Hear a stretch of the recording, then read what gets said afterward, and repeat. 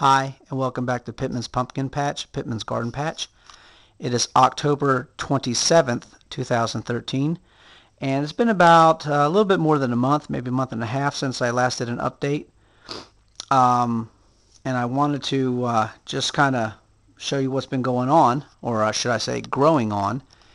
And I am in my garage right now, and I have this is my experiment that I've been working on and will be through the whole fall and winter, where I am growing tomatoes and back over here some bell peppers, 2 bell pepper plants. Those are the only ones that survived from my experiment. Real quick on the bell peppers, I am trying a technique that I seen another YouTube person, his name is Praxis, and there's some numbers after, I can't quite remember it, but if you look up Praxis on YouTube, he has the Voodoo Garden channel, and he has another one, and very informative, very fun to watch guy, and he grows a lot of plants indoors as well as outdoors, and he talks about pruning pepper plants to increase the yield. Okay, so I'm experimenting with that and trying that method over the fall and winter. And so when these plants first started growing, they they started to want to put out some flowers pretty soon.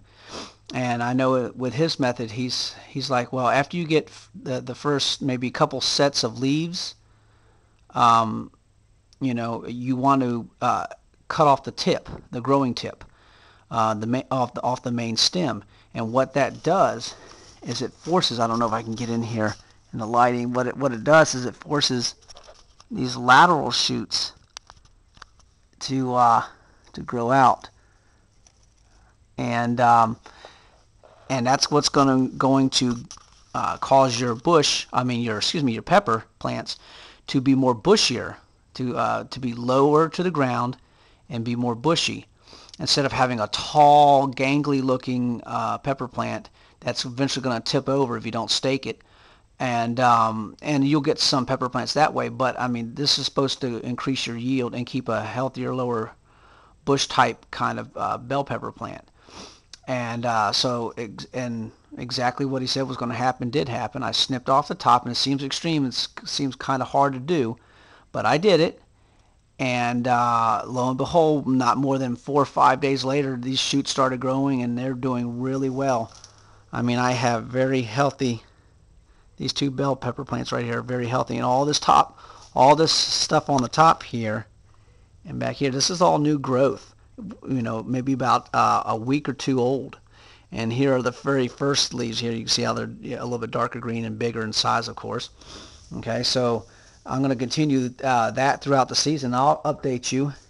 And basically what you do is once those new shoots grow out a little bit further, and they start to they split and they fork off, and then you can, when you get like maybe 2 or 3 shoots off of those, you can cut off the tip of that growing stem, and that will force those shoots to grow out. And you keep doing that, and then those grow out and they fork, and then when you get 2 or 3 shoots, snip them off, and you'll have this big, huge, bushy bell pepper plant after a while. And so I'm going to experiment with that. I'm sure I'm going to run out of room sooner or later. But onto these tomato plants. These are beefsteak tomato plants. And I put them up on, just this morning, I put them up on a pallet because it's getting colder outside and my garage is not insulated. So even though, the temperature's been, with this grow light, it's been around, 74, 75 degrees, and maybe 62, 63 at night. It's still, maybe not warm enough for the tomato plants. And here is my thermometer here that I keep up here. And right now it's showing 72 degrees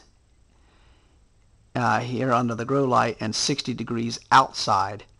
Now, I just raised this up, by putting the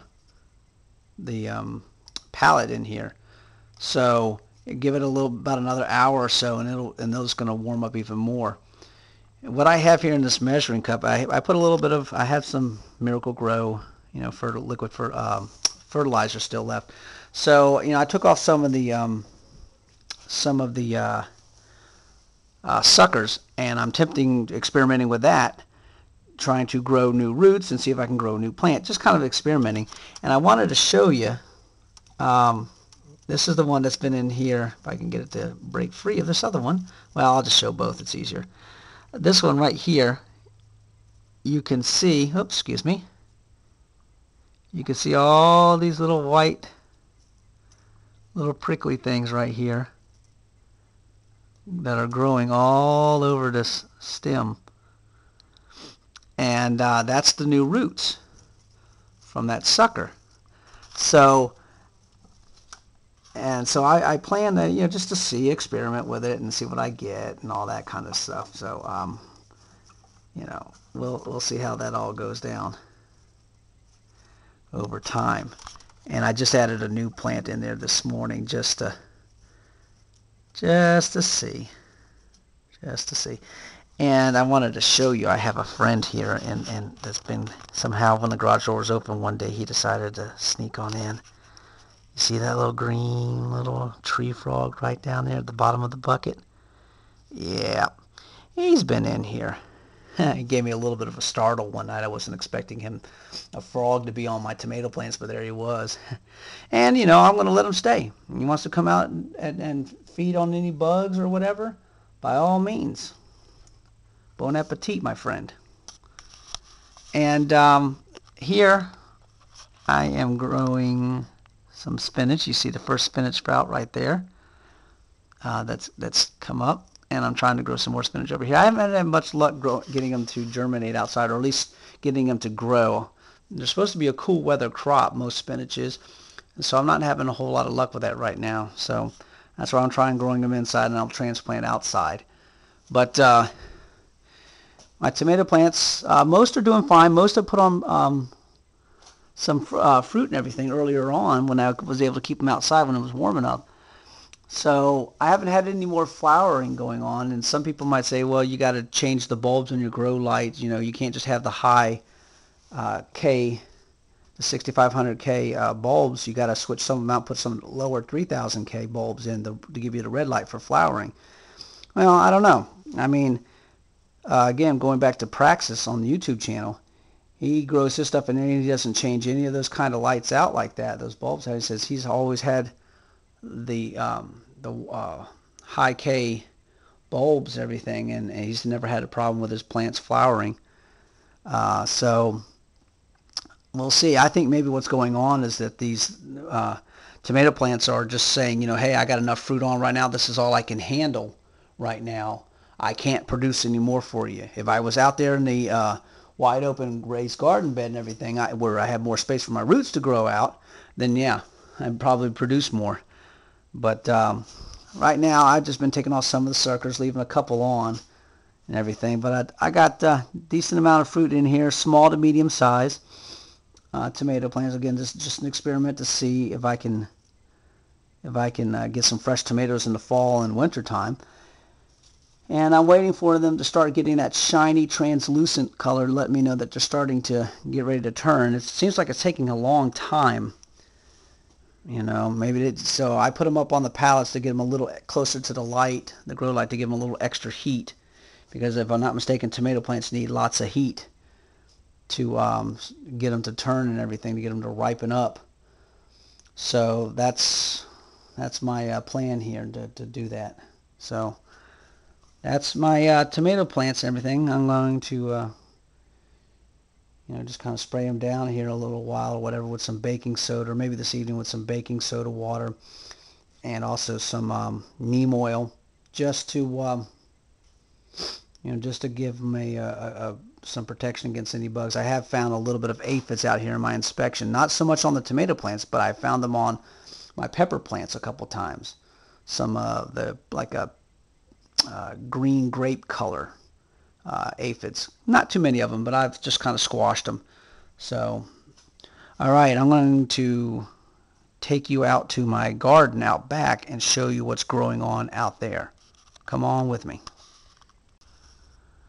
Okay, so here we are in the backyard now, and just want to show you what's going on out here. You can see I have the white covering that I've been using over my plants to keep the moths and things out, the bugs out from getting on there and munching on them and everything. And this material, of course, is called tulle, T-U-L-L-E.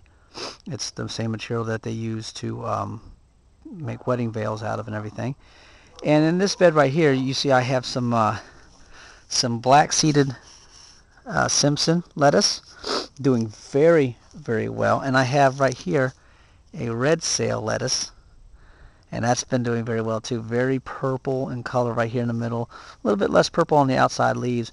And what my family and I have been doing over the last couple of weeks, we just come out here and, you know, we'll go on the outside bottom parts of the leaves, and we'll go in and we'll, you know, pull off a leaf or two off of a couple different plants or whatnot, and different lettuce varieties, and we'll have ourselves a salad.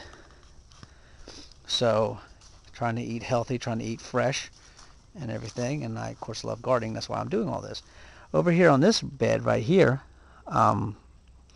this is my red Russian kale. It's been a little bit slow to grow. Some plants doing better than others, but overall doing pretty good.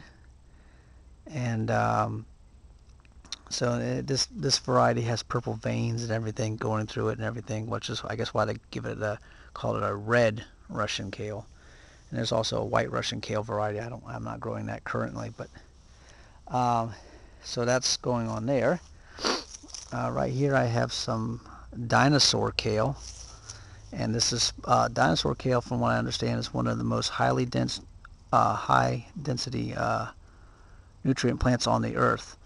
So very crinkly leaves, and both the red Russian kale and these dinosaur kale have been very slow to grow. I can get you a view right there. This is probably my best plant right there, the dinosaur kale. It's been very taken a long time to get them to grow to just this height right here. So you know, it's just been a long, slow process with these, but they're slowly starting to come along. Here are my blueberry plants out here that you know, they've been putting on new growth and everything over the past couple months, and hopefully that also will mean new production, more blueberries for me next year. And this is where I accidentally lopped off one of the new growths. I didn't mean to. It was just an accident.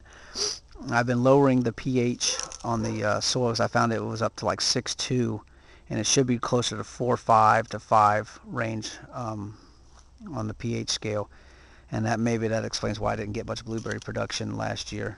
So I'm lowering it down. I'm going to lower it again more over the fall and winter to get it lower and lower.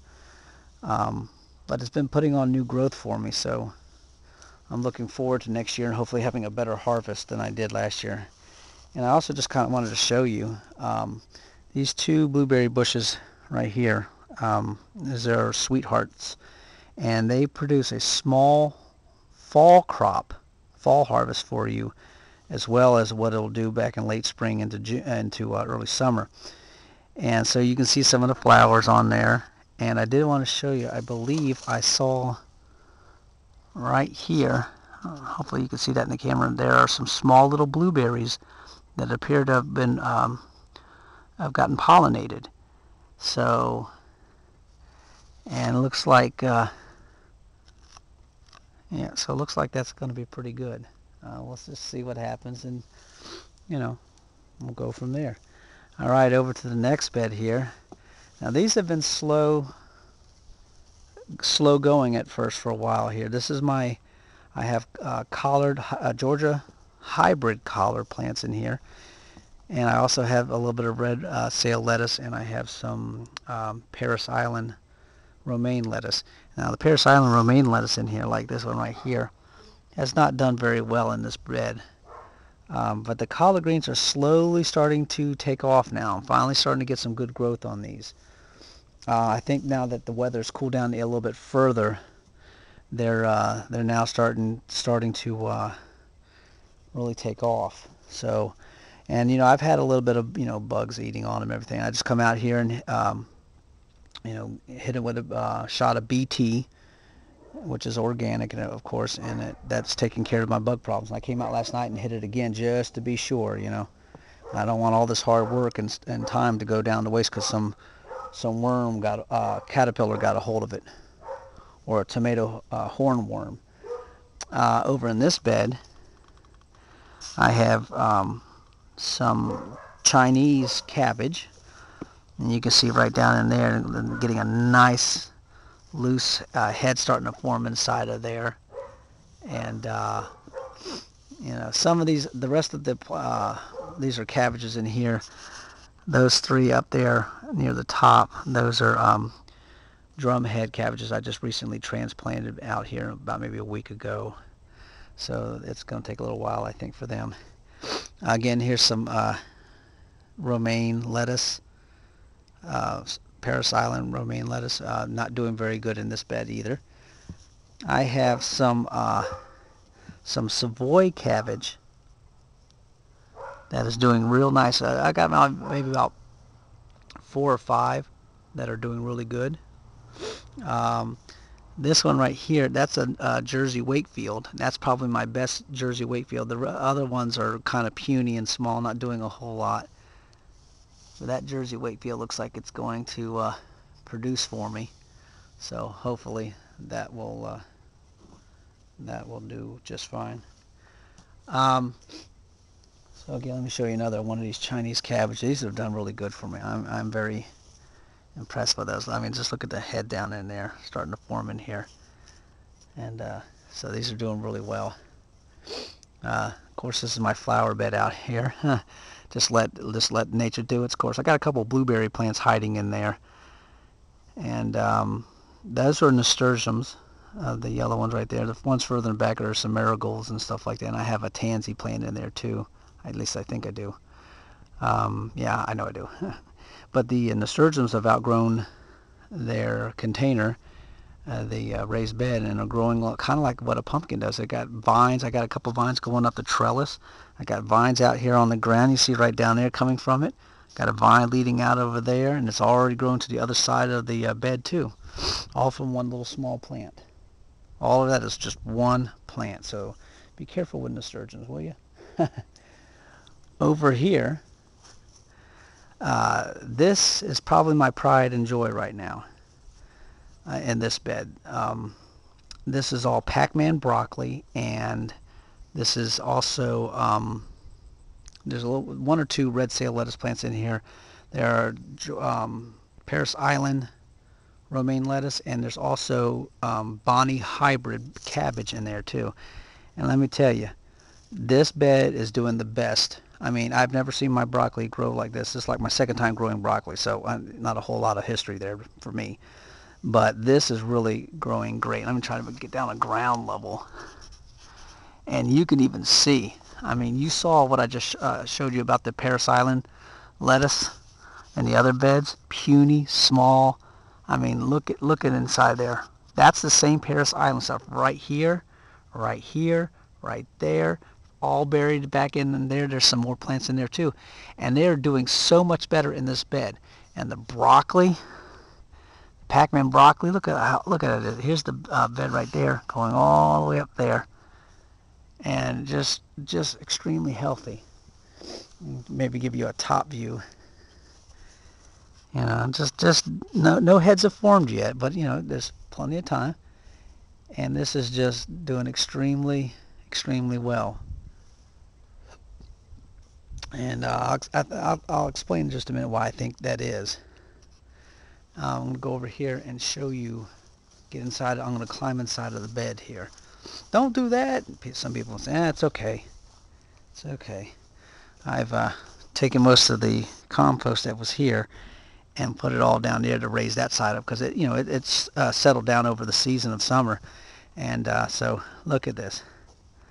Look at these cabbage plants. Humongous cabbage plants. And you can see down inside there how the heads are forming and everything, and just beautiful And again, look at this one here. Look at this. This is my another Paris Island. One plant. Paris Island. Look how healthy that is. Look how big that is compared to what it was in the other beds. Same seed package, everything. And here's another, um, Bonnie hybrid cabbage. And just look at it. They're just huge. I have 1, 2, 3, 4, 5, and there's a smaller one down here, 6. And again, there's another Paris Island romaine lettuce. Okay, I mean, just extremely healthy. No bugs have been getting on them or anything like that, and part of that is because of this tool material. But another part of it is, just I've, once, I mean, I sprayed BT one time out here because there was a little bit, I guess, bug damage at the beginning, but that's been cured. And I came out and sprayed again last night, 2 or 3 weeks later since the last spraying, and just to kind of keep up with it, because you put in all this time and hard work, and nature's doing its job, and I don't want the bugs coming in here and getting a hold of it. So, but here's what's going on. The reason why this bed is doing so great, and I've mentioned this in past videos, is this bed is different from the others in that this is growing in mushroom compost. And I can't say enough about the mushroom compost. It is superb. I mean, I've gone online, done a little research, and farmers and gardeners and everything say they absolutely love it. I concur. It is top of the line stuff. And now I went to Home Depot, and they have bags of what they call mushroom compost. But if you look on the back, it's part of it's mushroom compost, and the other part is forest compost. So those other beds that I just went to a little while ago, those have that bagged stuff from the Home Depot. And you can see the Paris Island is not, romaine lettuce, not doing all that great over there. But of course you see it's doing really great over here. Now some of the plants over there are doing fine, and like the certain cabbages and things. So, but can you imagine how well they would have did if they were in this mushroom compost? Now, the difference between the bag stuff from Home Depot and this mushroom compost came from a local nursery. And before I bought from them, I just happened to be doing some research, and there was a contact, I guess he was a mushroom farmer. And what happens is when the farmers who are growing mushrooms, the mushrooms can apparently only grow in their compost for like maybe a couple weeks or so, and then they have to get taken out and put into something else. And so the farmers are left with all this compost, mushroom compost, that is still extremely high with nutrients and all that kind of stuff. And so instead of just getting rid of it because they can't use it again, they sell it. And so it just so happens that when I contacted the owner of it, who distributes it out through different nurseries in the country, he said that this is it's really great stuff, blah blah blah, and and it just so happens that one of the local nurseries here happens to be one of the companies that he deals with and distributes his mushroom compost to. So I bought some, put it in. Now he said don't use pure 100% mushroom compost. He said it's so rich that it might harm your plants. So I mixed it with some topsoil from the same nursery, and I put it in. Now this was back in the summertime, and I grew pumpkins in here, as you guys probably remember from my past videos. And pumpkins are very heavy feeders of nutrients and everything. And so I'm thinking, all I did was for my fall garden, I just brought down some of the shifted the compost from one end to the other to fill it up a little bit more, and I just added rock dust to just kind of remineralize just a little bit, and I added peat moss for water retention, and I put my plants in. And even though those pumpkins took out a lot of nutrients, look how well these plants are doing. I mean, pumpkins are very, very heavy feeders. And I didn't add any nutrients to the soil except for a little bit of rock dust. And that was just on the in case. It probably didn't even need it. And so these plants are doing extremely, extremely well. And this is already after something else has already been growing in it. And it still has so much nutrients that my cabbage and my broccoli are doing super. And the lettuce is doing super. I mean, I am sold on mushroom compost. And I will go back to my local nursery for sure to, during the fall, I will get some, in the wintertime, I will get some and bring them out here and add it to my, my blueberries and my blackberries.